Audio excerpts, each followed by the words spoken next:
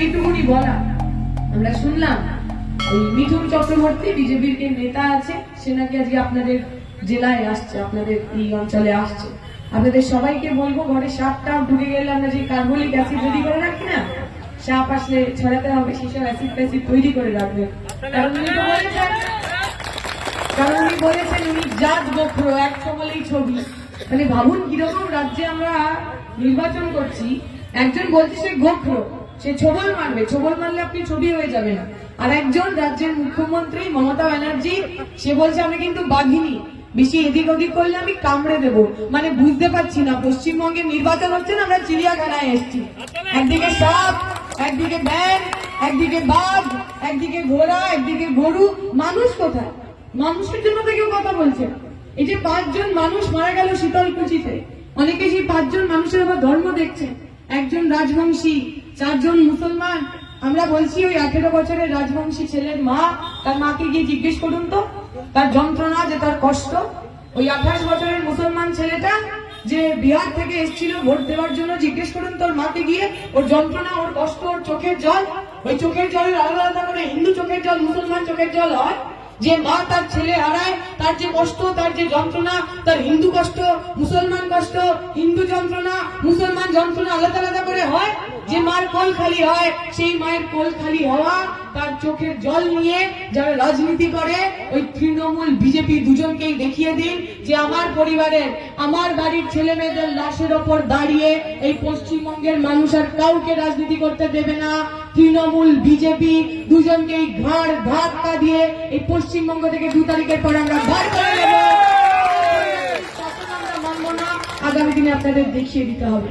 কারণ এই যে খুন, 5 জন মানুষ, 18 বছরের ছেলে প্রথমবার ভোট দিতে এসছে, মরে গেল। পরিযায়ী শ্রমিক ভোট দেওয়ার জন্য বিহার থেকে নিজের গ্রামে এসছে, মরে গেল। এই দুঃখ, এই যন্ত্রণা, এই লজ্জা আমরা রাখবো কোথায়? মমতা ব্যানার্জি বলছিলেন, উত্তরবঙ্গে এসে উনি ভাষণ দিয়েছে যে আপনারা বাড়ির মায়েরা, মায়ের বউয়েরা ওই হাতা খুন্তি সেই সমস্ত নিয়ে বেরোবেন, একদিক থেকে কেন্দ্রীয় বাহিনীকে ঘিরে রাখবেন, আর এদিক থেকে ভোট করাবেন। আপনি কেন ভোট করাবেন? তৃণমূল কেন ভোট করাবে? পশ্চিমবঙ্গে ভোট হবে, নির্বাচন কমিশন ভোট করাবে, যার যাকে ইচ্ছা সে তাকে ভোট দেবে। তোমরা এজেন্ট দেবে, এজেন্ট বসে থাকবে, এজেন্ট এজেন্টের মতো কাজ করবে, তুমি ভোট কেন করাবে? আর আমরা দেখলাম আরেকদিকে দিলীপ ঘোষটা কি বলছে, যেখানে যেখানে বাড়াবাড়ি হবে সেখানে সেখানে নাকি শীতলকুচি হবে। সিআরপিএফ বিজেপির পৈতৃক সম্পত্তি, সিআরপিএফ বিজেপির বাবার সম্পত্তি, বিজেপি যেখানে যেখানে চাইবে সেখানে সেখানে মানুষকে খুন করাবে। এই দুটো দল যারা চায় আমার আপনার বাড়ির ছেলে মেয়েটা খুন হোক, এই দুটো দল যারা চায় আমার বয়সী ছেলে মেয়েরা তারা হাতে বন্দুক তুলে নিক, অস্ত্র তুলে নিক, গুন্ডা হোক, বদমাইশ হোক, দাঙ্গা হোক, আমরা বলছি সংযুক্ত মোর্চার সরকার এলে আমরা কারোর হাতে বন্দুক তুলে দেব না, লাঠি তুলে দেব না, চাকরির খাম পৌঁছে দেব। মাথা উঁচু করে আমার আপনার বাড়ির ছেলে মেয়েটা চাকরি করবে, কোন নেতা মন্ত্রীর পায়ের কাছে পড়বে না। এই বাধা, এই কথা আমরা এখানে বলতে চাই। আগামী দিনের যে নির্বাচন, এই নির্বাচন পশ্চিমবঙ্গ বাঁচানোর নির্বাচন। আগামী দিনের যে নির্বাচন, আমরা বলছি আমরা যারা এই প্রজন্মের ছেলেমেয়েরা 2011-এর পর থেকে বামপন্থী রাজনীতি করছি, আমরা তো কিছু পেতে আসি, কিছু পাওয়ার জন্য রাজনীতিতে আসি। পাওয়ার জন্য যদি রাজনীতিতে আসতাম, এতদিনে তৃণমূল ঘুরে বিজেপিতে চলে যেতাম, কারণ সবাই তো তাই করছে। দেখুন না তৃণমূলের নেতা, এমএলএ, এমপি, রাজ্যসভা মন্ত্রী, মানে 10টা বছরে সব লুটে ফুটে খেয়ে নিয়েছে, তাতেও খিদে মেটেনি। এত লোভ, এত লোভ, আবার বিজেপিতে গেছে। আমরা তো বলছি আমরা ভয় ভয় আছি। যেভাবে তৃণমূলের লোকেরা সব শ্বাসকষ্টে বিজেপিতে যাচ্ছে, কোন দিন না দিদিমণিও তার ওয়াইফকে বগল দেওয়া করে বলে, বাপু আমিও আর দলে থেকে কাজ করতে পারছি না, আমারও দম বন্ধ হয়ে আসছে, আমিও বিজেপিতে। হতেই পারে, হতেই পারে। কারণ লোক তো মানুষকে মেরে, মানুষকে শোষণ করে, মানুষের পকেট কেটে, তোলাবাজি করে, সিন্ডিকেট বাজি করে এদের তো জন্ম হয়েছে। এরা তো এই সমস্ত ছাড়া আর অন্য কিছু করতে পারবে না। যেখানে পয়সা সেখানে এই নেতারা যাবে। আমরা বলছি, আমরা যারা সংযুক্ত মোর্চার প্রার্থীরা, আমাদের যদি আপনি গুলি করেন, আমাদের যদি আপনি খুন করেন, আমাদের যদি আপনি মেরেও ফেলেন, তবুও বুকের ওপরে এই লাল ঝান্ডাটা জল জল করবে।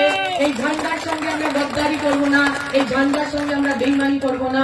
আপনারা বেছে যে নেতা মন্ত্রীরা নির্বাচনের আগে এসে আপনার ভোট নিয়ে যায়, 5টা বছর দেখা যায় না, তারপরে নির্বাচনের আগে আবার অন্য দলে ঝাঁপ মারে, এইরকম নেতা মন্ত্রী চাই নাকি আমাদের প্রভাস দাদের মতো এমন যুব নেতাদের চাই যারা আপনার জন্য গুলি খাবে, লাঠি খাবে, কিন্তু আপনাদের ছেলে কোনোদিনও পালাবে না, আপনাদের সঙ্গে গদ্দারি করবে না, আপনাদের সঙ্গে বেইমানি করবে না। এই পথ আপনাদের বাঁচতে হবে। আমাদের সংযুক্ত মোর্চার অঙ্গীকার, আমরা যদি সরকারে আসি আমরা কর্মসংস্থানের উপর জোর দেব। এই আপনার এলাকার বহু মানুষ, আমি জানি, কারণ আমার পড়াশোনার বিষয়বস্তু এইটাই, বাইরে কাজ করতে যায়, কেরালা কাজ করতে যায়, বোম্বে কাজ করতে যায়, ব্যাঙ্গালোরে কাজ করতে যায়। আর আপনি যদি বাঙালি হন, যদি মুসলমান হন, আপনি যদি দিল্লি যান, ব্যাঙ্গালোরে যান, আপনাকে ওরা বলবে বাংলাদেশি, ওরা বলবে তুমি প্রমাণ করো তুমি ভারতের কিনা। এই পশ্চিমবঙ্গের মানুষকে পশ্চিমবঙ্গের বাইরে যেতে হবে কেন? এই গ্রামের মানুষকে কাজের জন্য বাইরে যেতে হবে কেন?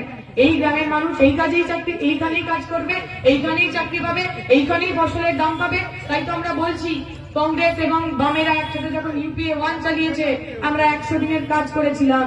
সংযুক্ত মোর্চার সরকার তৈরি হলে তার পরের দিনই 100 দিনের কাজকে আমরা 150 দিনের কাজ করব। আর কোন গ্রামের মানুষকে কাজের জন্য বাইরে যেতে হবে না। আমরা যদি সরকারে আসি শিল্প হবে, আমরা যদি সরকারে আসি নতুন কলকারখানা হবে, আমরা যদি সরকারে আসি ইউনিভার্সিটি হবে, কলেজ হবে, আমরা যদি সরকারে আসি ওই নন্দীগ্রামে কারখানা করব, সিঙ্গুরে কারখানা করব, আপনার দিনাজপুরেও কারখানা হবে। কাউকে নিজের রাজ্য ছেড়ে অন্য জায়গায় যেতে হবে না।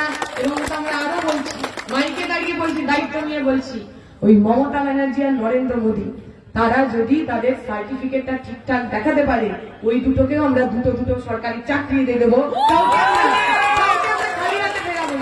যার যার যোগ্যতা আছে সবাইকে যোগ্যতা অনুযায়ী চাকরি দেব। এসএসসি হবে, টেট হবে, এসএসসি টেট পরীক্ষা পাস করার পর আপনাকে কাউকে ঘুষ দিতে হবে না, আমাদের কাউকে ঘুষ দিতে হবে না, কোন নেতা মন্ত্রী কাউকে ঘুষ দিতে হবে না। যোগ্যতা অনুযায়ী আপনি চাকরি পাবেন, আপনি বেছে। আজকে তৃণমূল আর বিজেপি একবারও বলছে আপনার চাকরির কথা, একবারও বলছে কোথায় শিল্প করবে, একবারও বলছে জমি অধিগ্রহণ নীতি কি হবে, একবার বলছে শিল্প নীতি কি হবে, একবারও বলছে এই পশ্চিমবঙ্গের এত যে বেকার ছাত্র যুবক যারা অন্য জায়গায় যেতে বাধ্য হচ্ছে, বাড়িগুলোকে বৃদ্ধাশ্রমে পরিণত করছে, তাদের ভবিষ্যৎ কি হবে একবারও তো বলছে না। খালি ধর্ম, খালি জাত পাত, খালি হিন্দু মুসলমান, খালি মন্দির মসজিদ। আমরা বলছি পশ্চিমবঙ্গের মানুষকে হিন্দু মুসলমান করে ভাঙা যাবে না, কারণ এই পশ্চিমবঙ্গে শ্যামা সঙ্গীত লেখেন কাজী নজরুল ইসলাম। এই পশ্চিমবঙ্গে দুর্গাপুজোর সময় আমিনিয়াতে গিয়ে এই পশ্চিমবঙ্গের মানুষ বিরিয়ানি খায়।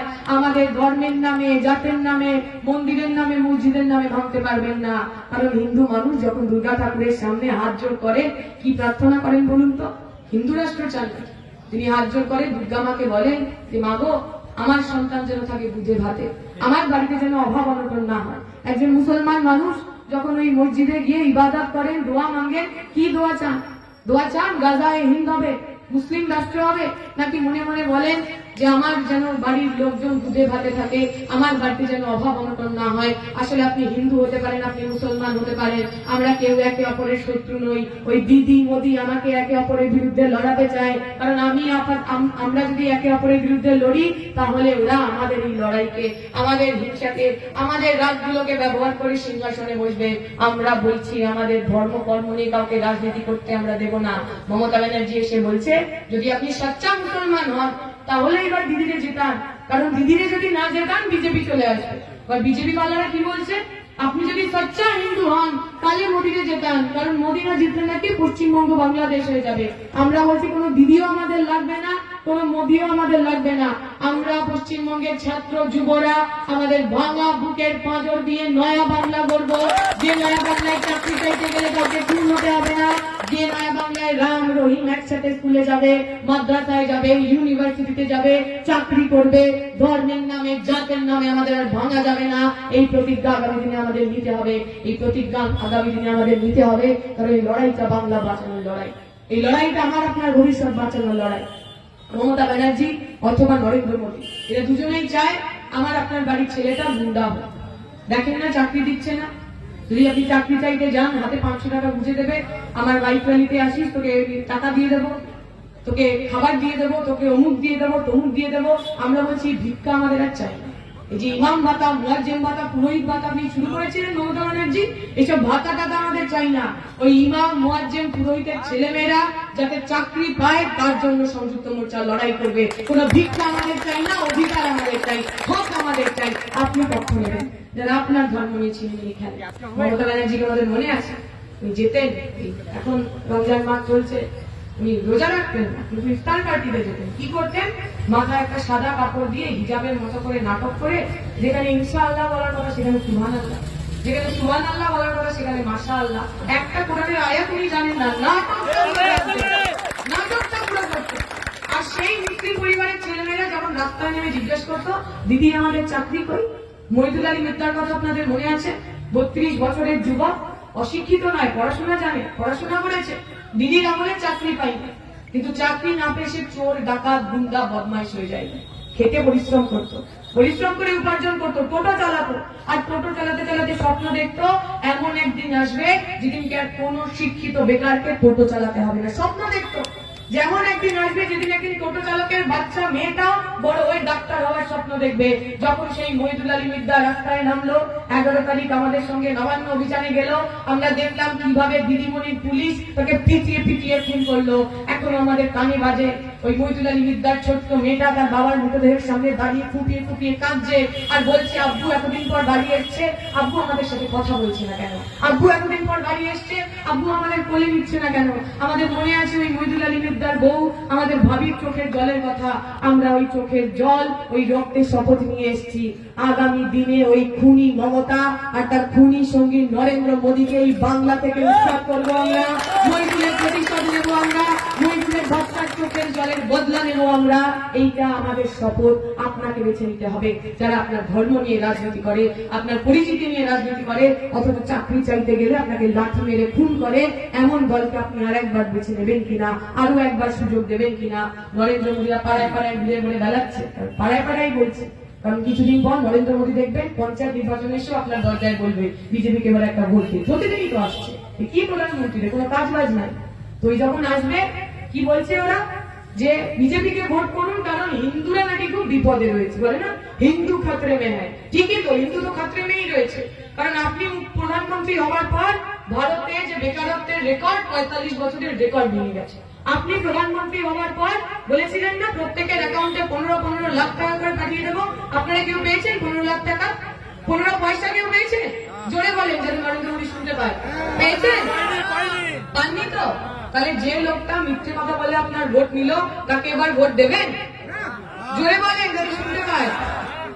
আমরা বলছি এই যে মিথ্যে কথা, এই যে ভাওতাবাজির রাজনীতি নরেন্দ্র মোদী এবং মমতা ব্যানার্জি করেছে, সেই রাজনীতির বদল দরকার।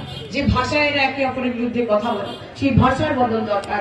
আগামী দিনে এমন একটা সরকার তৈরি করতে হবে যে সরকার আপনাকে ধর্মের নামে, জাতের নামে চিনবে না। আপনার পেটের ভাতের জন্য, আপনার হাতের কাজের জন্য লড়াই করবে, আন্দোলন করবে, সংগ্রাম করবে। এবং সেটা যদি আপনার স্বপ্ন হয়, তাহলে সংযুক্ত মোর্চা ছাড়া আপনার আমার কাছে আর কোনো বিকল্প নাই। সংযুক্ত মোর্চা ছাড়া আমার আপনার বেঁচে থাকার কোনো উপায় নেই। আগামী দিনে আপনি সংযুক্ত মোর্চাকে জয়যুক্ত করবেন। যে কথা বলে শেষ করা, তৃণমূলের নেতারা তারা সব ঘুরে ঘুরে বলে বেড়াচ্ছে যে সংযুক্ত মোর্চা এবার নাকি প্রচুর ছেলে ছোটরা নেমেছে। ঠিক আছে, করুন। 2 তারিখের পর সবাইকে নাকি তারা বুঝে নেবে। আমরা বলছি দাদা, 2 তারিখ পর্যন্ত আপনি তৃণমূলেই থাকবেন তো? 2 তারিখের পর তৃণমূল দলটা থাকবে তো? নাকি সবাই যেটা দলটা উঠে গিয়ে বিজেপিতে চলে যাবে? তাই আমাদের এইসব চমকিয়ে ধমকিয়ে ভয় দেখিয়ে লাভ নেই। আমরা রক্ত বীজের ঝাড়, যেখানে যেখানে কাটবেন সেখান থেকে আরো 100টা আমাদের লাল ঝান্ডা মাথা উঁচু করে দাঁড়াবে। কোন মোদী দিদিকে আমরা ভয় পাই না। কারণ আপনার নেতারা বলেছিল, শুভেন্দু অধিকারী বলেছিল, এই পশ্চিমবঙ্গের বুকে নাকি লাল ঝান্ডা ধরার লোক পাওয়া যাবে না। এই দেখুন না, এতগুলো মানুষ লাল ঝান্ডা ধরে দাঁড়িয়ে রয়েছেন। আর তৃণমূলের নেতা শুভেন্দু অধিকারী এখন তৃণমূলের ঝান্ডাকে ন্যাকড়া দিয়ে নরেন্দ্র মোদীর পা পুঁতছেন, নরেন্দ্র মোদীর জুতো পরিষ্কার করছেন। আমরা বলছি এই যে রাজনীতি, মিথ্যে কথার রাজনীতি, মাথা নোয়ানোর রাজনীতি, শিরদাঁড়া বিক্রির রাজনীতিতে আমরা নাই। আমরা এমন সরকার তৈরি করব যে সরকার আপনার জন্য, আমার জন্য কাজ করবে। লকডাউনের সময় আমরা জনতার রান্নাঘর চালিয়েছি, লকডাউনের সময় আমরা জনতার পরিবহন চালিয়েছি। আপনারা যদি আশীর্বাদ করেন, আপনারা যদি আমাদের সঙ্গে থাকেন, তাহলে 2 তারিখের পর আপনাকে সঙ্গে নিয়ে, আমাকে সঙ্গে নিয়ে আমরা জনতার সরকার তৈরি করব, সংযুক্ত মোর্চার সরকার তৈরি করব। 2 তারিখে লাঠির খেলে বিজয় মিছিল বেরোবে এখান থেকে, কেউ আমাদের বুঝতে পারবে না।